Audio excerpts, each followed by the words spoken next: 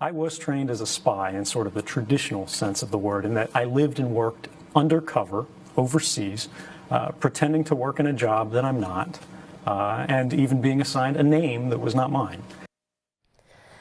That's Edward Snowden saying he wasn't just a low-level hacker he's been portrayed as. In an interview that will be broadcast tonight on NBC News, Snowden says he was trained as a spy and even used aliases to work for U.S. intelligence agencies abroad. Joining me now with her take is former CIA operative and author of Blowing My Cover, My Life as a Spy, Lindsay Moran. Lindsay, thanks very much for joining us. Thanks for having me. So I have to know, you actually did work for the CIA. What's your read on this? How does Snowden's job stack up compared to an actual spy? To me, in my experience, it sounds like he's inflating his position and his training.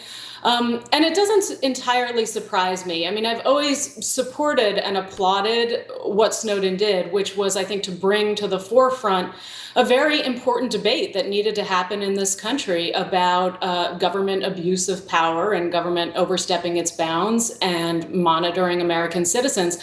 But, you know, I think he's really, unfortunately, giving ammunition to his detractors and his critics here, because to me this reads as the sort of kind of typical spy wannabe claims.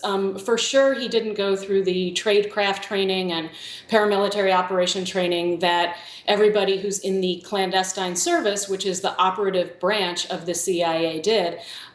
His claim that he used aliases, I find that very dubious. He wasn't in the Directorate of Operations. He wasn't a human collector of intelligence.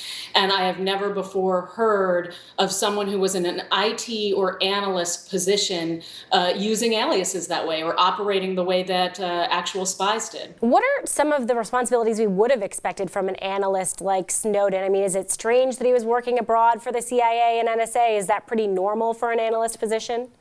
I think that is normal because certainly we have a global presence and we need IT people everywhere and we need analysts everywhere. And for sure, Snowden could make the claim that he had access to troves of classified information that a human operative would not have access to. You know, at the CIA and particularly in the clandestine service, we kind of operated, well, we definitely operated with this need to know policy. That is, I would know about the cases I was working on. I would know the real names of the sources that I was handling. But beyond that, I wouldn't know anything. Now, for the IT personnel, they have access to a tremendous amount of information. And that's why I think the government has made the claim that Snowden's revelations have the capacity to be very dangerous to our national security, which personally I don't agree with. That said, the kind of training that you receive to become a spy is very specific. It's tradecraft training. It takes place at the CIA's, top secret training facility, and it's not offered to analysts and certainly not to IT specialists. All right, Lindsay, really quick, what do you think? Does this latest claim hurt his cause?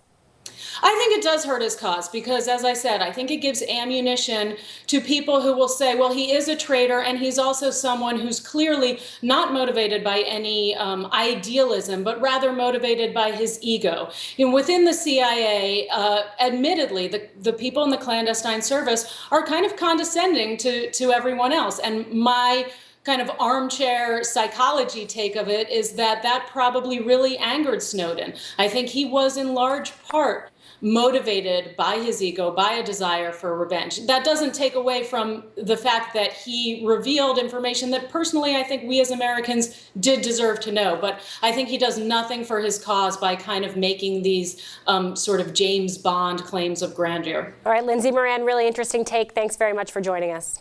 Thank you.